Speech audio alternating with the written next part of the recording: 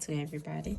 So today we are going to give out some information that we will need to be able to apply for a school. I mean, when we are preparing for the school. So I first of all want to talk about when it is, good. I mean, a good time appropriate to start the school application. So the school application comes with a whole lot of work that you really have to, devote yourself to be able to get things done. Yeah. So I tell people if you can't do it, there are experts to give it to them. But I encourage people to do it themselves because at the end of the day, you get to learn a lot of things from it as well. So they have usually out here they have 3 entries, which is September, January, February. I spoke about it the last time in my intro video. And the best time to apply for school for any of these entries currently, as an international student who is not in either US or Canada, it is not advisable for you to apply for school in into the September entry, and that is because majority of the schools have closed the application. The few schools that have not closed the application, most of their programs are filled up. Yeah, so they have number of students they need for each class. So when they exceed that number, they just put you on a waiting list and hoping that if somebody rejects or refuse the admission, then maybe they'll give it to you. So I won't advise for that. But as we stand here today, I'm sure you can start looking into schools for January entry, January 2024, if you want to come. I mean, go out, not come here specifically, but go out to study. Leave your country somewhere in December, start your classes in January. Yeah, this is the right time. Some schools have their applications opened, others, few schools have the applications closed because they opened with the September entry, so they just fill them up. I'm sure because a school wrote to somebody that the September entry was closed, but if the person wants to be considered for January, yeah, so I know some schools do that. It probably wouldn't be a lot, and also some schools are yet to open. Yeah, I personally have a list of schools that are yet to open for January entry, sorry. So I think in our next video we're going to talk about them, so you can keep them in mind and their opening month, so that when the time comes you'll be able to check them out and then see if you'll be able to apply. But before that, I always say that giving yourself ample time to prepare is the best thing. If you want to apply for school in September 2024, go for September 2024 entry, which ideally the application will be opening in October this year. Trust me, if you start today, I always say the scholarship opportunities in some countries are limited, but if you start your preparation early, you get it. You will, sure. And you qualify. Yeah. Because there are instances they will tell you qualify, but we have a lot of people who qualify more than you, or probably you are all on the same level, but they applied first. So of course we'll give it to that person. So if you want to apply for a September program, I especially the programs that you would have to get supervisors before. Some programs you do not necessarily have to get supervisors, but you can still write to a supervisor that, hey, my name is this, I'm from this, I have a background in this my educational background. You explain yourself so well, nicely and politely, and then say, oh, you've checked the school's website and you found out that he's into this, and you're fascinated by his credentials, so you want him to look into your work for you, or you would like him to become your supervisor one day when you get the opportunity to study with them. Trust me, some of them will email you back and even give you guidelines, even if they are not in a position to take you. Some of them will tell you that, okay, send me your work, maybe your project work. Like some of them, you just have to, you know, over here, like a woman once told me that if when you really want to succeed, you should not keep quiet like we used to do back home. Ask questions. Yes. So write to them. Don't sit down. That's the time. Go through the schools that you want. Check the program. Put everything down. You can get yourself a small notebook or an exercise book. Put everything down. Get the lecturers and their interests. Write everything down. Try and link their interests with what you've been able to produce before, or maybe what you want to do, and just try. Usually if you go the extra mile of, you know, reading a little bit about them on their works, and you're able to tell them, that they become so, you know, they become, what's the right word to use, like they become happy. Let me just go low like that. Yeah, they become so happy, like okay, interested. Yeah, so you can do that. Yes. So um without not wasting time, I also want us to talk about the program. Some programs actually, it's not easy to get into them. Yeah, especially the STEMs. When I say STEMs, science, technology, engineering, mathematics. Yeah, it's not easy to get to them. If your CGPA is low, trust me, don't go near. You're going to waste money. Yes, I will say it how it's supposed to be said. I know a lot of people will be like, you are encouraging us to do it, and you're also, you know, telling us all these. Yeah. So that is why there are a lot of options. If your CGPA is low, it's not everybody who was born to be a first class student. Yes, some of us, we in fact, some people, if you give them this first class certificate, they'll put it down and pick something else. Yeah. So just look into the colleges which actually accepts a low distance. There are some people, they did well, but they just want to get the hell out of where they are living, like the country. So with that also, you can equally look into graduate certificate programs from either the colleges or the universities.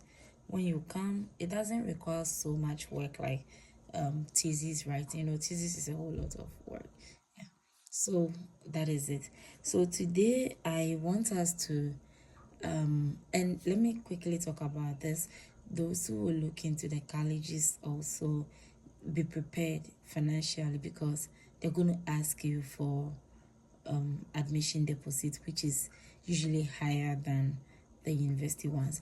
I know of a university that takes a full year tuition deposit before they give you your admission letter for you to apply your the same with.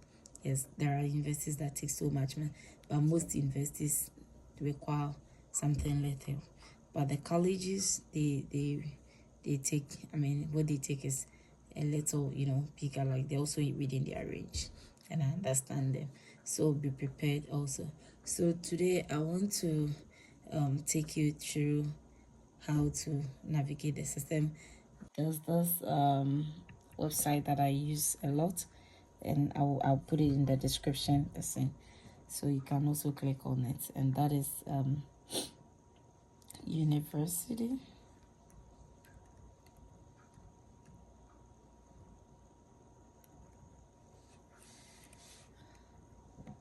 universitystudy.ca. So this is for Canadian schools, all the Canadian universities. And mind you, I if you are applying for a school, please try and check whether the school has a designated learning institution number. We call it DLY number. Let me quickly take you through that. Before I am talking about DLI numbers, because if you do not enroll yourself in a school that has a designated learning institution number, trust me, after school you're not going to get a postgraduate work permit. So look at how they've done it. These are the schools, and then these are the DLI numbers, and then these are the provinces and the cities. Actually, it's not all the schools that even have DLI numbers that give post dozen. Okay, so have you seen what we have up here? PGWP, postgraduate work permit eligibility. That's the eligible program. So Fleming College, yes, that's Fleming College. So you can check them out. Georgian has. Let's quickly go back to the university, the thing that I was doing. University study.ca. So this is how you navigate. You go through the site, you go click on it on Google. When you come, you search. I usually search by program. Yes, so program. So let me use my previous program, Applied Linguistics.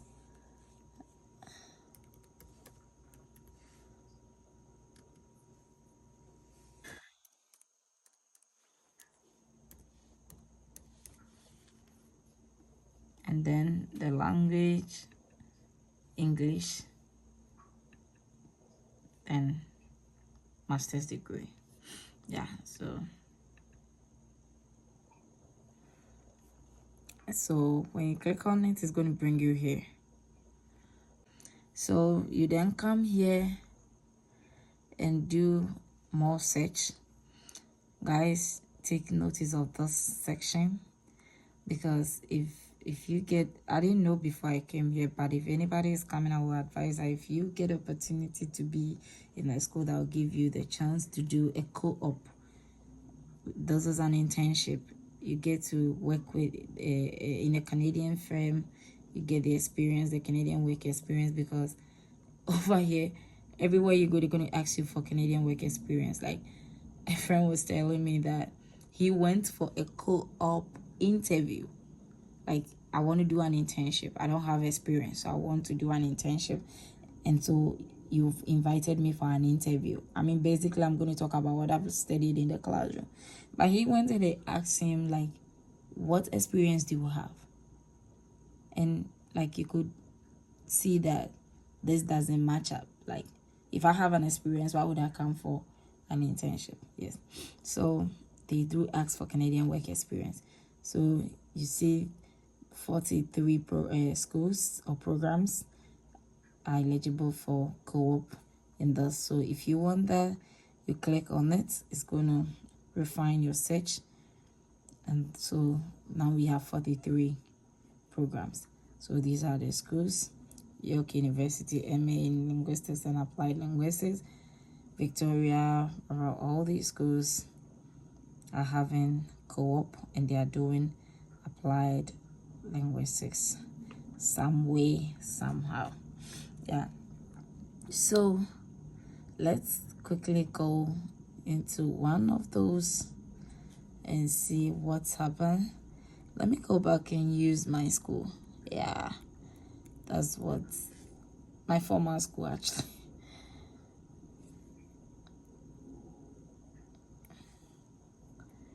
So yeah, so I've gone to Claire because I need the previous one to come. So let me look for Quebec. That's what will help me to get to that school, because that school is in Quebec. So Quebec, we have Concord. Yes, that's the first. MA in Applied Linguistics. So you click on it, you see language of instruction, English, co-op, no, distance, no. So you have to be on campus because before you can study with them. Yeah. So you just click on, you see this blue thing. Yeah, you click on it and it's going to take you to the site, the school's website. So here we are, Concordia University's website. Now when you come, you go to academics. You go to graduate, because what we searched for was graduate. program. Then they're going to open up all their programs to you. This is the program we're looking for, so we didn't have to go down.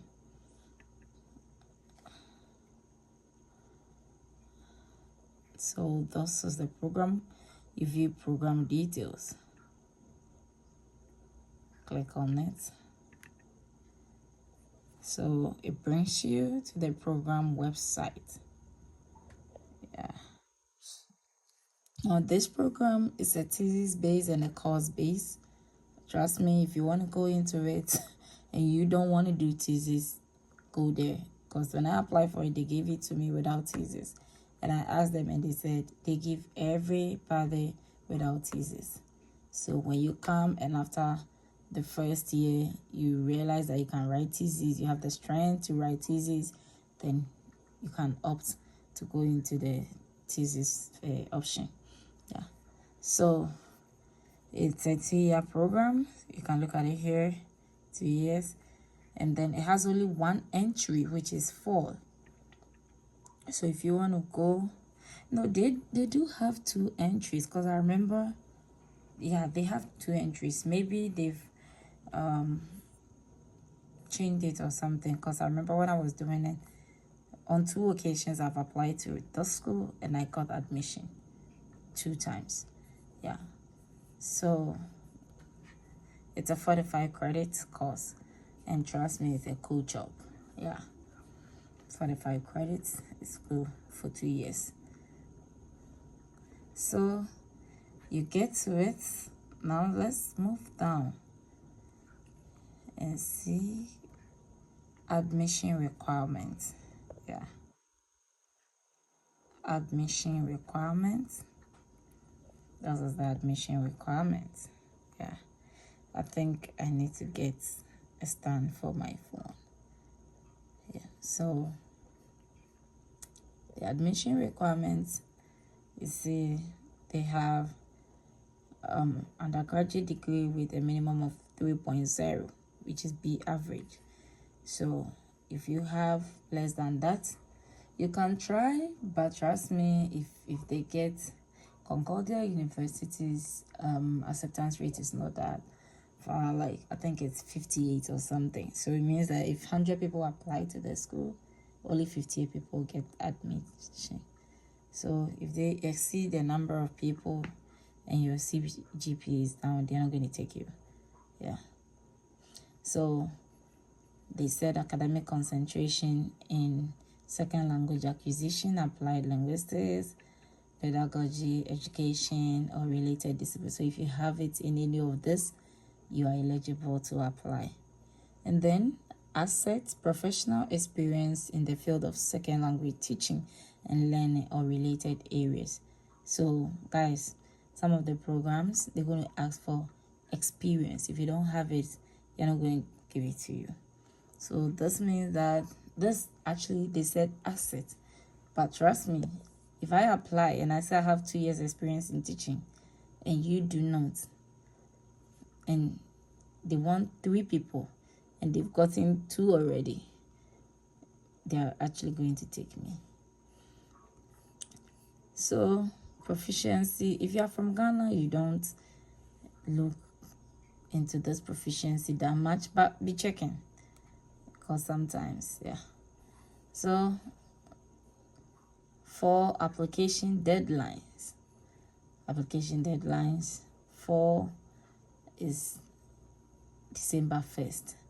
So this program, every December 1st, they have the application closed.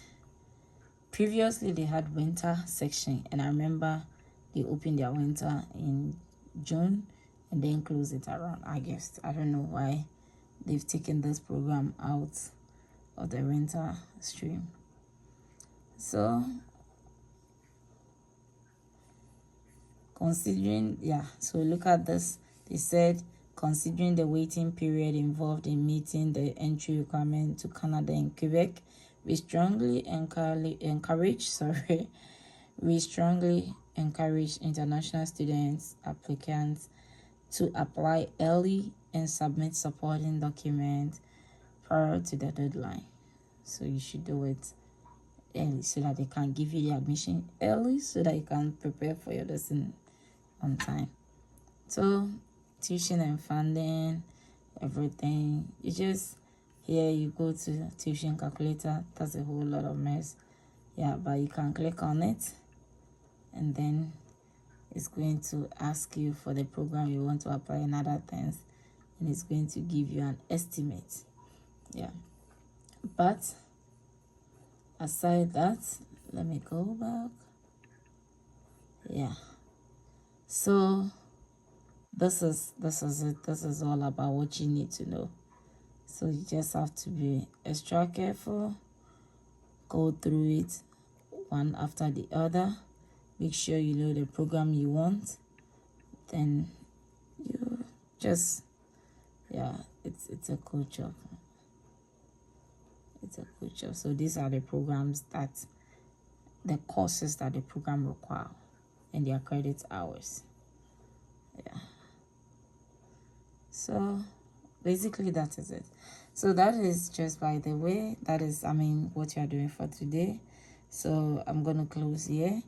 And if you have any question, if there's anything you don't understand, you can just write it in the comment section and I'll be reading and I'll respond to it also. Yeah, do subscribe to this channel, hit the notification bell, and share this video for us.